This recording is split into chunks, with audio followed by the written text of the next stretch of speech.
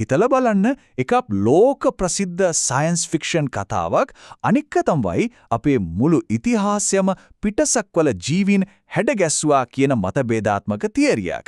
ස්ටාර්ගේට් සහ ඒන්ෂන්ට් ඒලියන්ස් මේ දෙක අහසයි පොළොවයි වගේ කියලා හිතුවට මේ දෙක අතරේ තියෙන සම්බන්ධය ඇත්තටම පුදුම හිතෙනවා. අපි යමු මේ කතාවේ මුල හොයාගෙන. ඕ හරියටම මේ Reddit user කියන දේ තමයි වෙන්නේ. ස්ටාර්ගේට් ෆෑන් කෙනෙක් ඒන්ෂන්ට් ඒලියන්ස් බලන්න ගත්තම ඒ අයට හිතන්නේ Taman SG-1 එපිසෝඩ් එකක් ඇතුළට ගියා වගේ කියලා. මොකද පිරමිඩ් කියන්නේ බලශක්ති බලාගාර කියන එක, පුරාණයේ තිබුණා කියන ගේට්ස් මේ හැමදේම මේ තියරි සහ කතාව අතර තියෙන සමානකම් අහම්බයක් වෙන්න බෑ. එහෙනම් ප්‍රශ්නේ මේකයි. මුලින්ම ආවේ කවුද? ෆික්ෂන් එකද? එහෙම නැත්නම් තියරි එකද? ස්ටාර්ගේට් හදපු අය මේ තියරි කොපි කරාද? නැත්නම් මේ තියරි වලට පණ දුන්නේ ස්ටාර්ගේට් කියන ජනප්‍රිය කතාවද? හරි අපි බලමු මේ ගැටලුව ලියන්න. මේ ප්‍රහේලිකාව විසඳන්න නම් අපි මුලින්ම යන්න ඕන ප්‍රබන්ධයට. ස්ටාර්ගේට් කියන කතාවට. මේකේ 1994 දී ෆිල්ම් එකකින් පටන් ගත්තට ඒකේ ලෝකය මන්දාකිනි ගානක් පුරා පැතිරිලා තියෙන දැවැන්ත විශ්වයක්. මේ ස්ටාර්ගේට් විශ්වයේ හදවතේම ඉන්නව විශේෂ කට්ටියක් ඒන්ෂන්ට්ස් කියලා. මේ කියන්නේ අතිශයින්ම දියුණු පැරණි මානව ශිෂ්ටාචාරයක් අවුරුදු මිලියන ගානකට කලින්. අපි දකින්න මේ සම්පූර්ණ ස්ටාර්ගේට් නෙට්වර්ක් එකම හැදුවේ මේ අය තමයි. ඒ කියන්නේ මේ හැම දෙයකම මුල් අයිතිකාරයෝ.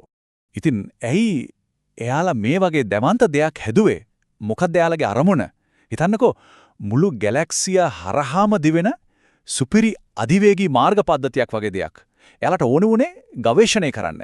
ඒක ග්‍රහලෝකයක ඉඳලා තව එකකට ඇසිල්ලකින් යන්න. අන්න ඒ වගේ පද්ධතියක් තමයි.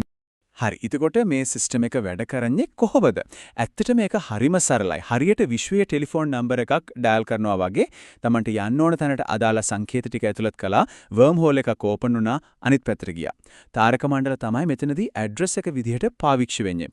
අදහස සරල වුණාට මේ පිටිපස්සේ තියෙන ටෙක්නොලොජිය නම් ඇත්තටම අදාහගන්න බැරි තරම් සංකීර්ණයි. හොඳයි, දැන් අපි ෆික්ෂන් එක පැත්තකින් තියලා මේ අභිරහසේ අනිත් පැත්තට හැරමු. ඒ තමයි සැබෑ ලෝකයේ තියෙන පුරාණ ගගනගාමී න්‍යාය. මතක තියාගන්න මේක කතාවක් නෙවෙයි. මේක සමහර අයගේ තදබල විශ්වාසයක්. මේ තියරියේ මූලිකම අදහස තමයි පිරමිඩ, ස්ටෝන්හෙන්ජ් වගේ පුදුම හිතෙන පුරාණ නිර්මාණ තනිකරම මිනිස්සුන්ගේ වැඩ නෙවෙයි කියන එක.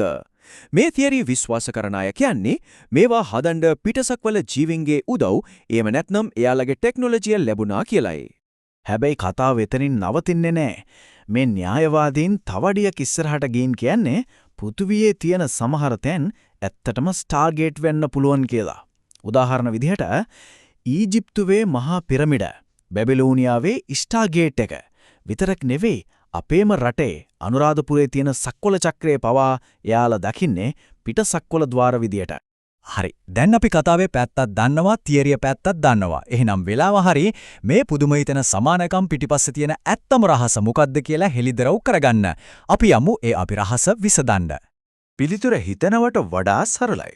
මේ සමානකම් අහම්බයක් නෙවෙයි. මේක සම්පූර්ණයෙන්ම සැලසුම් කරපු දෙයක්.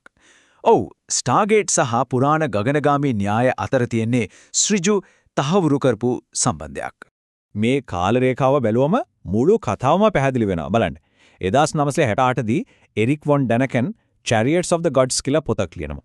අන්න ඊ පොතෙන් තමයි Ancient Alien Theory ලෝකෙ පුරා ජනප්‍රිය වෙන්නේ. ස්ටාර්ගේට් ෆිල්ම් එකේ එන්නේ කවදද? 1994 දී. ඒ කියන්නේ අවුරුදු 20 ගානකට පස්සේ. ඒ කියන්නේ හරිම පැහැදිලි ෆික්ෂන් එක එන්න ගොඩක් කාලයකට කලින් තියරිය තිබුණා. මෙන්න තීරණාත්මකම සාක්ෂිය. ස්ටාර්ගේට් හදුකෝ අයම, ඒ කියන්නේ නිර්මාණකරුවන්ම විවෘතව පිළිගෙන තියෙනවා යාලා වොන් ඩානිකන්ගේ Chariots of the Gods පොතෙන් ආభాෂය ලැබුවා කියලා. ඒක කොච්චරද කියනවනම් ඒකට ගෞරවයක් විදිහට ස්ටාර්ගේට් TV series එකේ පළවෙනිම එපිසෝඩ් එකට නම දාලා තියෙන්නේ Children of the Gods කියලා. Chariots of the Gods, Children of the Gods. සම්බන්ධය හරිම පැහැදිලි. හැබැයි කතාව එතනින් ඉවර වෙන්නේ නැහැ.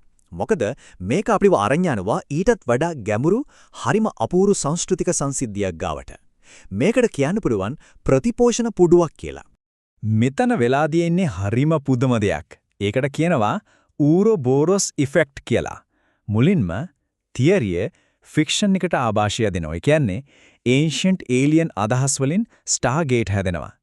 ඊට පස්සේ ස්ටාර්ගේට් ජනප්‍රිය වුණාම ඒක ආපහු මුල් තියරිය ගැන මිනිස්සු කතා කරන විදිය, හිතන විදිය හැඩගස්වනවා. හරියට තමන්ගේම වලිගේ ගිලින සර්පයක් වගේ. එකක් අනික පෝෂණය කරනවා, මේ චක්‍රය දිගටම කැරකෙනවා. ඉතින් අවසානයේදී මේක අපි හැමෝටම වැදගත් ප්‍රශ්නයක් ඉතුරු කරනවා. අපි නිර්මාණය කරන ප්‍රබන්ධ කතා අපේ විශ්වාසයන්ට සහ අපි මේ යථාර්ථය දකින විදිහට කොයිතරම් දුරට බලපෑම් කරනව ඇද්ද? හිතලා බලන්න මේ වගේ ෆික්ෂන් එකයි රියැලිටි එකයි අතරේ සීමාව බොඳ වෙලා යන තවත් උදාහරණ මොනවද තියෙන්නේ?